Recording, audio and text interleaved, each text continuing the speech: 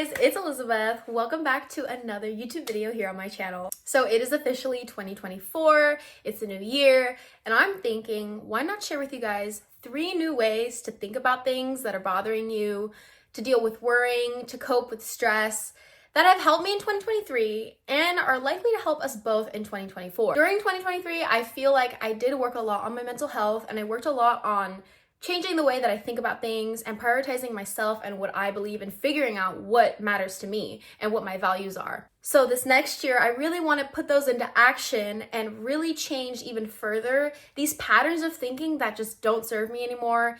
And I want to be more positive about my life and not get so drowned out in the small things. So let's just get right into it. I'll start off with one of the most sticky patterns I have, which is ruminating, especially as someone with OCD. When I'm ruminating, instead of being like, oh my God, like I need to think about this, I need to figure it out, I need to find a solution, I have tried to be more like, do I actually need to think about this?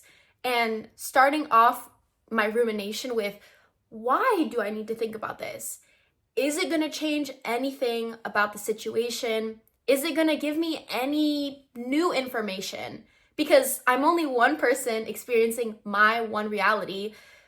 Maybe if I talk to someone else, they could give me better information about the situation. But right now, as I am with my current brain and my experiences, is ruminating really gonna give me any new piece of information about this? For example, if I'm ruminating about, oh my gosh, like, did I say something weird? Thinking about it over and over again and ruminating about it is gonna like reignite that anxiety over and over, but it's actually not giving me any new information. So in some ways, worrying and ruminating is for me a form of avoidance, where I'm avoiding actually confronting the person or just confronting the fact that I need to let the situation go and replacing that confrontation with the worrying, the ruminating, like, oh my gosh, I need to think about this. If you ask yourself, do I need to think about this? I feel like you're gonna start to experience the thought diffusion where you're looking outside of your thoughts like, hold on, this is a whole mess right now. Do I need to think about it or do I not need to? Because the moment you feel like you don't need to think about something, it's likely that you won't. The second tip that has been helping me a lot, my therapist actually gave me, and I do compare myself a lot. Unfortunately, I feel really guilty about it. I compare myself because I feel like, again, I need to be a successful person, or I need to compare myself to feel like I'm on track somehow. But it's actually not helping me with anything. I often ask myself, like, why me? Why am I like this? Why am I crazy? Why am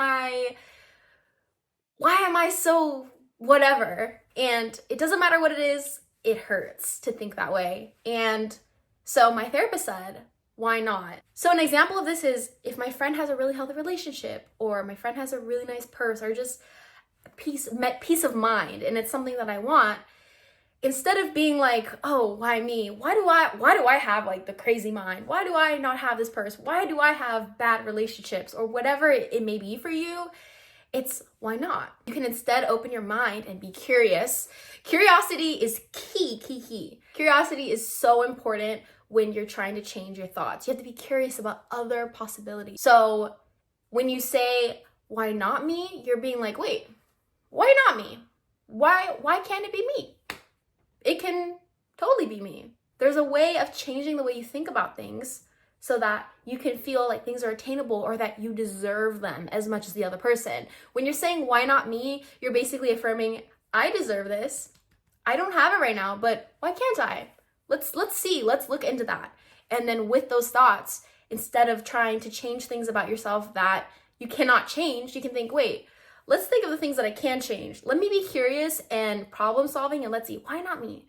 What can I do? Like, let's figure this out. The final thought change that I think has a lot of power and is also very versatile depending on how you use it and what really works for you is changing the words that you use, changing the story, the narrative about yourself, and changing the narrative about things about the past or the future or even right now. So to better explain, I actually have like a list of a couple different ways to change the verbiage. One of the best ones that I learned in therapy is replacing but with and. A lot of times when we say but, like for example, I'm a great person, I did a lot today, but I'm this, I'm that, I didn't get this one thing done.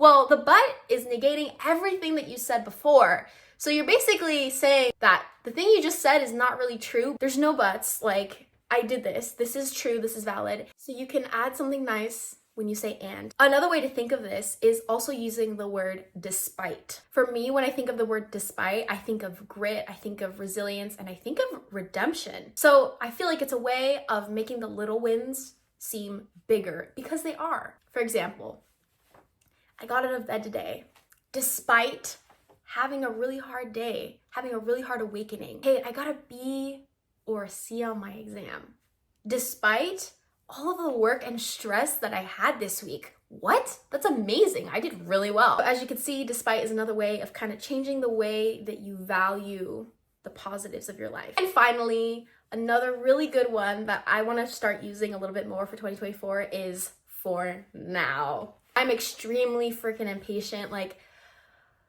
I really spend days and months just being like, oh my gosh, this is taking too long. I haven't done blank yet. Like, I'm suffering a lot. Like, this needs to end. Like, I need to get done now. And it leads me to feel like things are going to be bad forever. And that is a really terrible spot to be in mentally. So when I start to change and think of it as, this day has been really bad, but for now. So when I think of for now, I think of hope. I think of, wait, we're not done yet. I think of an ending coming. When I think of for now, I feel more at peace with the present, knowing that it's temporary and that things will change. It gives you space to think about the future and give yourself some patience and grace for where you're at now, and honoring that and allowing a different outcome to happen in the future. I really hope that you guys can try these new thought changes. Changes are hard in general, so be patient with yourself. When you're trying to change the way you think, just know that every day matters. Every little step matters. It's not something that happens all at once. It's something that happens through practice. So if you come in it like, this is literally going to only happen with practice, let's be patient with ourselves. You're gonna be great. Some of these examples that I've told you, I'm still working on, so I'm not perfect at them by any means. But just know that the fact that you wanna change your thoughts and that you wanna improve your outlook on life is a really good sign and something to be proud of.